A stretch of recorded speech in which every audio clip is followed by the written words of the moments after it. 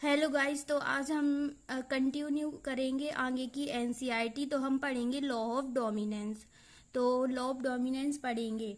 तो law of dominance के अनुसार कैरेक्टरिस्टिक जो ऑर्गेनिज्म में एक्सप्रेस होते हैं वो डिस्क्रीट यूनिट या फैक्टर द्वारा कंट्रोल होते हैं। ये फैक्टर मेंडल के एक्सपेरिमेंट से पता चलता है। मेंडल के एक्सपेरिमेंट से पता चलता है। तो character are control by discrete unit called factor. तो जो ऑर्गेनिज्म में एक्सप्रेस होते हैं वो डिस्क्रीट यूनिट जो फैक्टर द्वारा कंट्रोल होते हैं। ये फैक्टर मेंडल के एक्सपेरिमेंट से हमें पता चलते हैं। फैक्टर या अलील पेयर में होते हैं। फैक्टर या अलील पेयर में होते हैं। फैक्टर या अलील पेयर में होते हैं जब एक ऑर्गेनिज्म के लिए ट्रेट्स डिटरमाइन होता है। जब एक ऑर्गेनिज्म के लिए क्या होता है, ट्रेट्स डिटरमाइन होता है। तो हर ट्रेट के लिए दो अलील या हर ट्रेट के लिए दो अलील या फैक्टर होते हैं। दो अलील या फैक्टर होते हैं जो पेयर में आते हैं। ठीक है, जो पेयर में आते हैं। अब in a dissimilar pair of factor one member of the pair dominant the other recessive। जब डिसिमिलर पेयर ऑफ फैक्टर होते हैं, जब dissimilar of pair of factor होते हैं तो एक member of the pair dominant होता है और दूसरा रिसेसिव डोमिनेंट फैक्टर जो होता है वो एक्सप्रेस होता है, मतलब उसका फिनोटाइप दिखता है।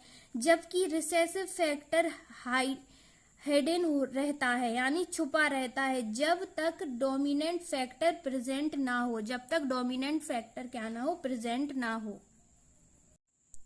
The law of dominance is used to explain the express of only one of the parental character in monohybrid cross. इसका मतलब है कि लॉ ऑफ डोमिनेंस का यूज होता है सिर्फ एक पेरेंटल कैरेक्टर के एक्सप्रेशन एक्सप्लेन करने के लिए।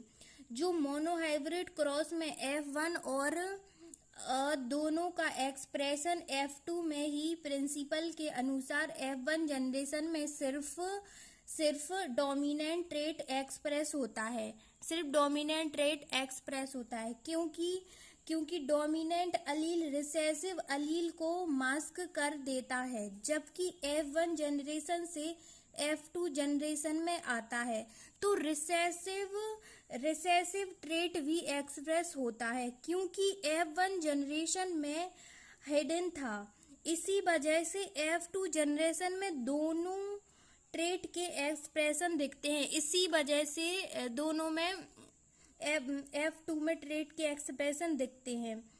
जब F2 जनरेशन के फिनोटाइप रेशियो को देखा जाता है तो टाइपिकली 3:1 मिलता है, जिसमें 3 इंडिविजुअल डोमिनेंट ट्रेट एक्सप्रेस करते हैं और एक इंडिविजुअल रिसेसिव ट्रेट एक्सप्रेस होता है। एक इंडिविजुअल रिसेसिव ट्रेट एक्सप्रेस होता है और दो डोमिनेंट होते हैं। ठीक है, तो अब हम पढ़ेंगे लॉ ऑफ सेग्रीगेशन। तो लॉ ऑफ सेग्रीगेशन का मतलब है कि अलील एक दूसरे में मिक्स नहीं होते। बल्कि F2 जनरेशन में दोनों कैरेक्टर पुरानी तरह से रिकवर होते हैं, जबकि F1 स्टेज में एक कैरेक्टर नहीं दिखता। इसका मतलब है कि हर पेरेंट्स से एक अलील F1 जनरेशन में एक्सप्रेस होता है, लेकिन F2 जनरेशन में क्या होते, अलील एक्सप्रेस होते हैं। दोनों अलील एक्सप्रेस होते हैं F2 में। ठीक है, लॉ ऑफ सेग्रीगेशन के हिसाब से जब पेरेंट के अलील सेपरेट होकर गैमीट बनाते हैं, फॉर्मेशन करते हैं, तो हर गैमीट एक फैक्टर ही रिसीव करता है, हर एक अलील एक फैक्टर ही रिसीव करता है। दो फैक्टर के बीच सेग्रीगेशन होता है, दो फैक्टर के बीच सेग्रीगेशन होता है। इस वजह से F2 जनरेशन में दोनों कैरेक्टर रिकवर होते हैं, इसी वजह से F2 जनरेशन में दोनों कैरेक्टर रिसीव होते हैं, दोनों कैरेक्टर रिकवर होते हैं। जबकि F1 स्टेज में एक कैरेक्टर नजर आता है, जबकि F1 स्टेज में एक ही कैरेक्टर नजर आता है। ये प्रोसेस मेंडल के एक्सपेरिमेंट से हमने समझी थी ना, हाँ समझी थी। जब एक होमोजाइगस पेरेंट होता है, जब एक होमोजाइगस पेरेंट होता है, वन होमोजाइगस पेरेंट होता है, तो सारे गैमीट सिमिलर होते हैं, सारे गैमीट सिमिलर होते हैं, सारे गैमीट सिमिलर होते हैं, क्योंकि उनमें सेम अलील होता है, क्योंकि उनमें सेम अलील होता है, क्योंकि उनमें सेम अलील होता है और सेम अलील होता है। और जबकि एक हेट्रोजाइगस पेरेंट दो तरह के गैमीट प्रोड्यूस करता है, हेट्रोजाइगस दो तरह के गैमीट प्रोड्यूस करता है, हर एक में अलील होता है और दोनों अलील इक्वल प्रोपोर्शन इससे जेनेटिक वेरिएशन क्रिएट होता है जब ऑफस्प्रिंग में ट्रेट मिक्स होते हैं, जब ऑफस्प्रिंग में ट्रेट मिक्स होते हैं तो जेनेटिक वेरिएशन क्रिएट होता है। अब हम पढ़ेंगे इनकम्प्लीट डोमिनेंस। इनकम्प्लीट डोमिनेंस जब P के ट्रेट के अलावा जब हमने P के ट्रेट के अलावा दूसरे प्लांट में एक्सपेरिमेंट किया तो देखा गया इसमें F1 जनरेशन का फिनोटाइप कभी एक पेरेंट की तरह नहीं होता। तो हमने देखा कि इसमें F1 पेरेंट की तरह नहीं होता, फिनोटाइप कभी एक पेरेंट की तरह नहीं होता, बल्कि दोनों पेरेंट के बीच में होता है, बल्कि दोनों पेरेंट के बीच में होता है, दोनों पेरेंट के बीच में होता है। इसका मतलब है कि एलील पार्शियली एक्सप्रेस होते हैं, यानी दोनों पेरेंट में पार्शियली एक्सप्रेस होते हैं। इसका मतलब है कि एलील पार्शियली एक्सप्रेस होते हैं, ना कि एक डोमिनेंट और एक रिसेसिव ट्रेट होते हैं, ना कि एक डोमिनेंट और एक रिसेसिव ट्रेट होते हैं। इसी तरह से ऑफ स्प्रिंग में यूनिक कैरेक्टरिस्टिक देखने को मिलते हैं, इसी ऑफ स्प्रिंग में यूनिक कैरेक्टर देखने को मिलते हैं। The inheritance of flower colour in dog flower, Snapdragon और एंटीराइनम। डॉग फ्लावर, स्नैपड्रैगन या एंटीराइनम के फ्लावर के कलर को इनहेरिटेंस इनकम्प्लीट डोमिनेंस का अच्छा एग्जाम्पल है। डॉग फ्लावर और स्नैपड्रैगन या फिर हम उसे एंटीराइनम की फ्लावर के कलर के इनहेरिटेंस इनकम्प्लीट डोमिनेंस का एक अच्छा एग्जाम्पल है।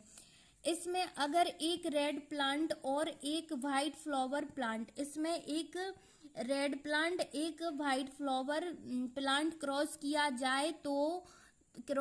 जाए तो F1 जनरेशन में एक पिंक फ्लावर आएगा, जो ना तो रेड फ्लावर की तरह होगा और ना ही व्हाइट फ्लावर की तरह होगा, बल्कि इन दोनों के बीच का होगा। जब ट्रू ब्रीडिंग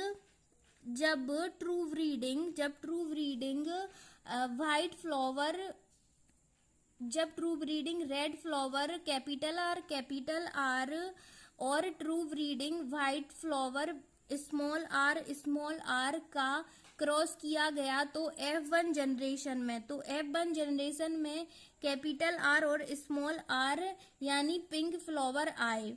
ये इसका एग्जाम्पल है जब इनकम्प्लीट डोमिनेंस होता है और ऑफ स्प्रिंग का फिनोटाइप दोनों पेरेंट के बीच में होता है, ठीक है ना। जब F1 जनरेशन को सेल्फ पॉलिनेट किया, फिर हमने F1 जनरेशन को सेल्फ पॉलिनेट किया तो F2 जनरेशन में 1 capital R red flower, 2 capital R small are pink flower और 1 स्मॉल आर वाइट फ्लावर का रेशियो था। मेंडल के लॉ ऑफ इनहेरिटेंस को फॉलो करता है। मेंडल के लॉ ऑफ इनहेरिटेंस को फॉलो करता है जिसमें डोमिनेंट और रिसेसिव अलील के कॉम्बिनेशन का रेशियो डिटरमाइन होता है। ठीक है जी, ये तब होता है जब इनकम्प्लीट डोमिनेंस का कॉन्सेप्ट आता है। Genotype ratio Mendel monohybrid cross के हिसाब से होता है, लेकिन फिनोटाइप रेशियो चेंज हो जाता है। इसका रीजन ये है कि जो इनकम्प्लीट डोमिनेंस में अलील पार्शियली एक्सप्रेस होते हैं, जिसे ऑफ स्प्रिंग का फिनोटाइप पेरेंट के फिनोटाइप से अलग हो जाता है। इसका 3:1 डोमिनेंट रिसेसिव रेशियो की जगह कुछ नया फिनोटाइप रेशियो इमर्ज होता है, कुछ और रेशियो इमर्ज होता है। ठीक है, इसलिए हुआ क्योंकि कैपिटल आर स्मॉल आर के ऊपर पूरी तरह से डोमिनेंट नहीं था। कैपिटल आर स्मॉल आर के ऊपर पूरी तरह से डोमिनेंट नहीं था, जिसे कैपिटल आर स्मॉल आर की पिंक से डिस्टिंग्विश किया जा सकता है। कैपिटल आर रेड और स्मॉल आर व्हाइट से इस इनकम्प्लीट डोमिनेंस की वजह से ऑफ स्प्रिंग में यूनिक फिनोटाइप एक्सप्रेस होते हैं, जो पेरेंट्स के फिनोटाइप के से अलग होते हैं। इसी डिफरेंट अलील के एक्सप्रेशन में वेरिएशन देखने को मिलते हैं। ठीक है जी, डोमिनेंस एक जेनेटिक कॉन्सेप्ट है। Explanation of concept of dominance. What exactly is dominance? Why are some allele dominant and some recessive? To tackle these question, हम इन क्वेश्चन को करते हैं। तो डोमिनेंस क्या है? तो जेनेटिक कॉन्सेप्ट है जिसमें एक अलील दूसरे अलील के मास्क करता है। जब दोनों पेरेंट होते हैं, कुछ अलील डोमिनेंट होते हैं क्योंकि उनका अफेक्ट एक्सप्रेस होता है, जबकि दूसरे रिसेसिव होते हैं जिसके इफेक्ट से डोमिनेंट अलील मास्क करता है। जीन स्पेसिफिक प्रोटीन कोड करते हैं जो ऑर्गेनिज्म के ट्रेट को डिटरमाइन करते हैं। डोमिनेंट अलील यूजली कोड करते हैं फंक्शनल प्रोटीन जो रिसेसिव अलील से अलग होते हैं। इसलिए जब डोमिनेंट अलील प्रेजेंट होते हैं तो उसका इफेक्ट दिखता है और रिसेसिव अलील का नहीं। ये जेनेटिक के बेसिस प्रिंसिपल में से एक है। ठीक है जी, अब क्वेश्चन समझ आया। अब ये जीन क्या है, डोमिनेंस क्या है, रिसेसिव क्या है, समझ आया ना। हम जीन एक पार्टिकुलर ट्रेट एक्सप्रेस करने के लिए इंफॉर्मेशन कंटेन करता है। एक डिप्लॉयड ऑर्गेनिज्म में हर जीन के 2 कॉपीज होते हैं जो एक पेयर ऑफ अलील के रूप में प्रेजेंट होते हैं। ये अलील ऑर्गेनिज्म के ट्रेट को डिटरमाइन करते हैं जब दोनों अलील सेम होते हैं। दोनों अलील सेम होते हैं, जैसे कि कैपिटल आर या स्मॉल आर, तब फिनोटाइप इजीली प्रेडिक्ट किया जा सकता है। जब अलील और डिफरेंट होते हैं, जैसे कैपिटल आर, स्मॉल आर, तब डोमिनेंस और रिसेसिवनेस के कॉन्सेप्ट अप्लाई होते हैं। इस तरह से अलील ऑर्गेनिज्म के जेनेटिक मेकअप को डिफाइन करता है।